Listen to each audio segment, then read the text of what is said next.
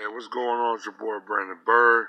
Man, what's up? How you guys doing today, man? I'm over here in Indiana right now, man. I'm um, just getting this money right now. It's kind of cold out here. I'm kind of bundled up, but yeah, man, I really wanted to get into it.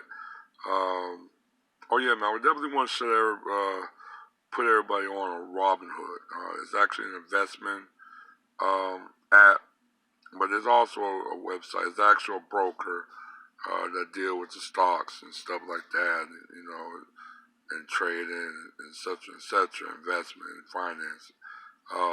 Actually, a real good app, real easy to get into.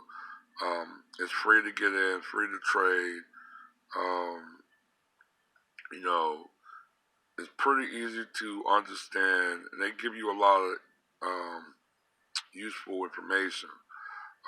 They kind of dealing with the Bitcoin, but I told a lot of people you want to kind of stay away from the Bitcoin. Like I said, Bitcoin is pretty um, difficult to figure that out. I really ain't gonna really touch it because if I need to get on Bitcoin, I should have got into it like a decade ago. Um, but it's a real good app. Like I said, man. Um, like I said, I would never really got into it if I didn't really hear Boyce Walken talk about investments and so far and so forth, about the money, but about the money aspect. I mean, I'm always gonna have respect for him on that. Um, like I told a lot of people, a lot of people got their opinions, but like I said, there's some information that he put out there that nobody really wasn't talking about. You know what I'm saying? So um, that's my aspect to it. But yeah, I've been using Robinhood for at least a year, and I made some dough. I think I made like last year I made like um, $200 in profit. So I mean, um, actually it was pretty good. I mean, like I said, I'm still had some bumps around the way, but I'm figuring it out. You know what I'm saying? So, but I'm gonna stay with it because, like I said, man, you gotta invest. You gotta broaden your horizon, and just broaden your horizon and try to get money in different ways. Not just your regular 9 to 5 job, but you got different types of hustle and different types of ways to go and getting your money. You know what I'm saying? But yeah, I'm gonna go on. But that's pretty much for that end of that discussion. I really want to jump into this CNN article that was published today about a white teacher in Florida, um, basically talking about white supremacist views to his students. They're middle schoolers, I think like 7th and 8th graders. Basically, I think he was talking to white children, white girls, that they should not be dating no black boys because they're not worth it, they're useless, they're dangerous, they're thugs, they're villains, they're criminals, etc. Pretty much all the negative imagery of a black man.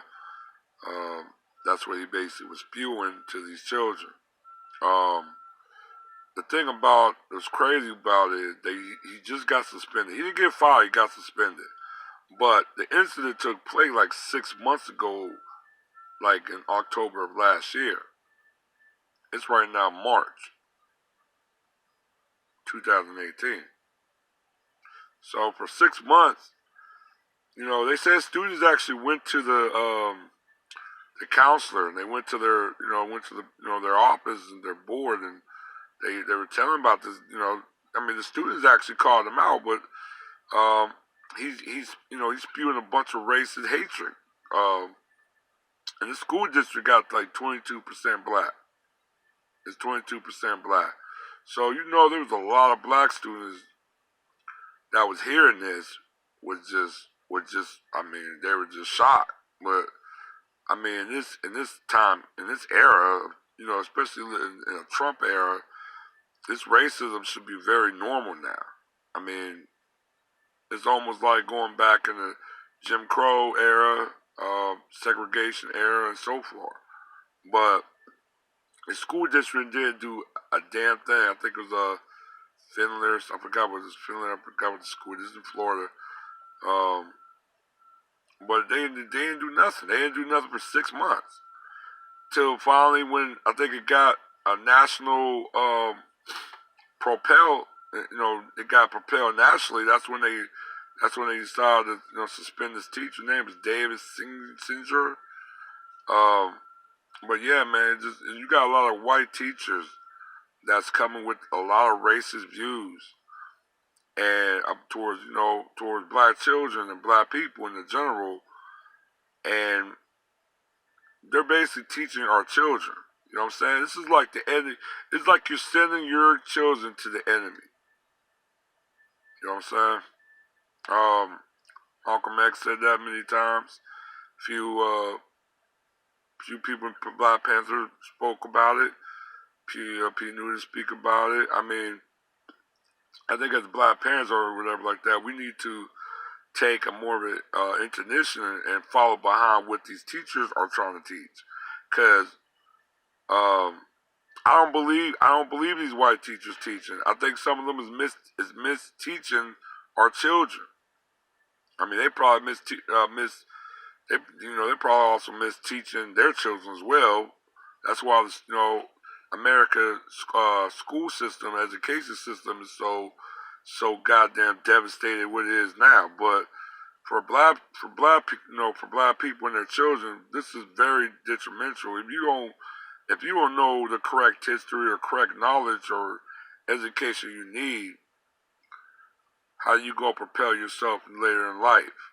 You know what I'm saying? So this is a very, very, very key matter, very key issue that we need to address. I also told a lot of people, you know, a lot of people, well, you maybe need to think about alternative education like homeschooling or maybe going to a black private school. Now I know there ain't that really no private black schools, but at least try to find something that's a black dominant, black based, African based, curriculum school. You know what I'm saying? They could put their children in. But like I said, a lot of schools actually, 'cause they've been having pushback. Well, a lot of black parents want to do homeschooling. They're getting a lot of pushback. A lot of them actually going to jail and so forth. Like they're getting called CPS on them and so forth. But I always tell people like enrollments. Enrollments is actually money for school. It actually determined the grants that they get from the government and so forth. Now, if you're a private school, that means you're basically a privatization school. That means you're a business. Like I said, it don't matter. You can be state or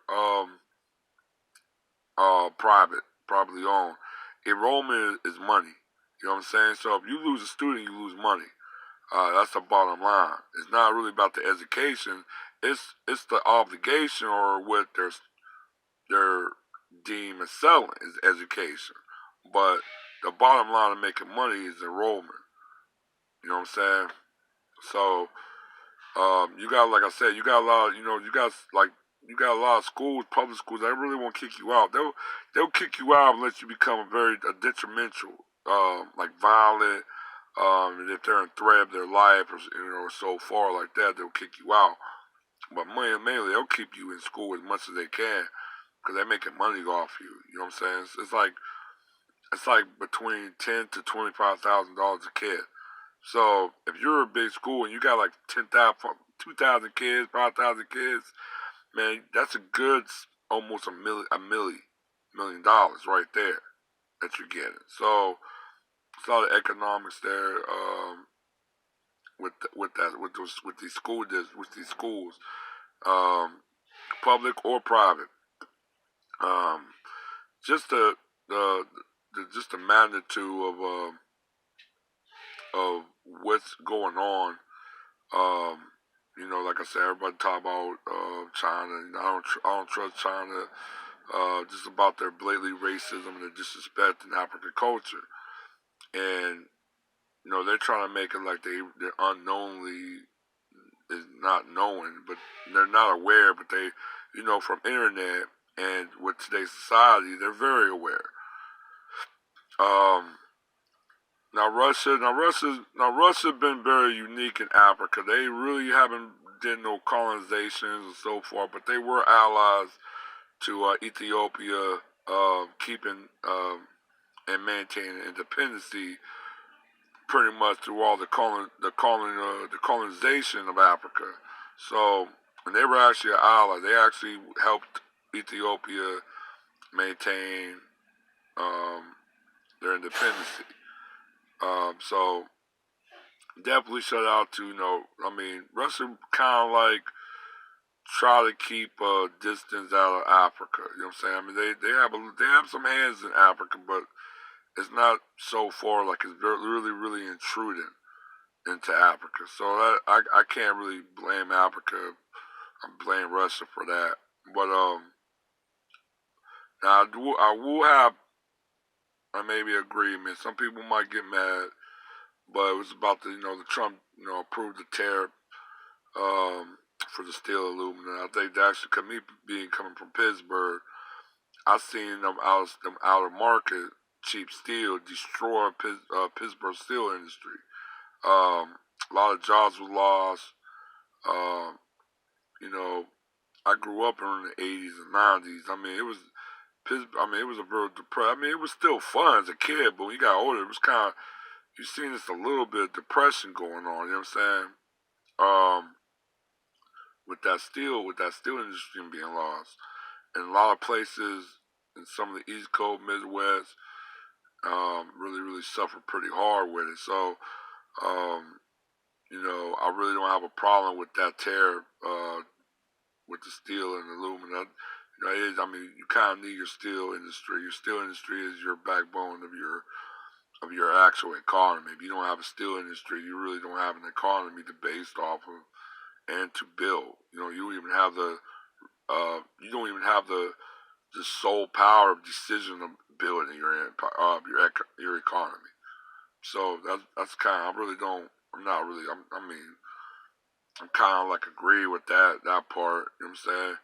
He's still an idiot. He's still a white. I mean, he still got white supremacist views, but like you know, I understand the economics of it. He's pissing off a lot of people on that.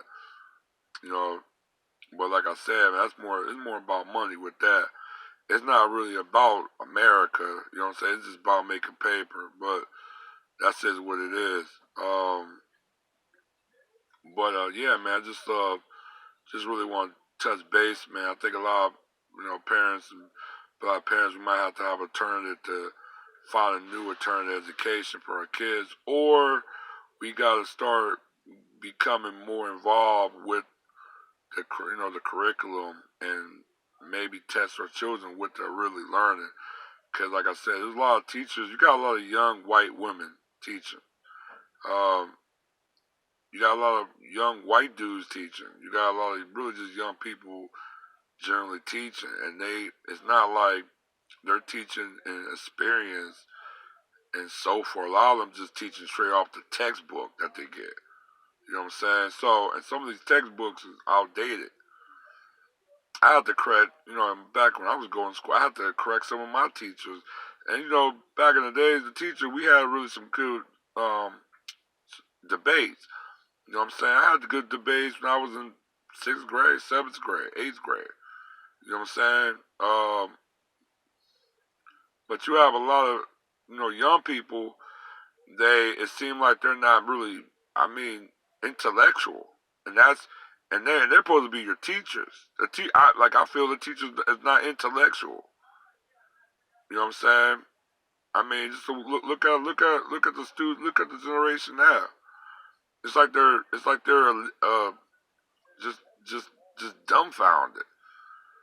You know what I'm saying? So, yeah, but like I said, I'm gonna probably put the link in the bottom. Let you guys really check that out for yourself. And I'll probably hit you guys maybe with another video, uh, maybe sometime today or maybe later on tomorrow. I'm not really sure. But like I said, you guys take care, and I'll see you guys later. All right, one.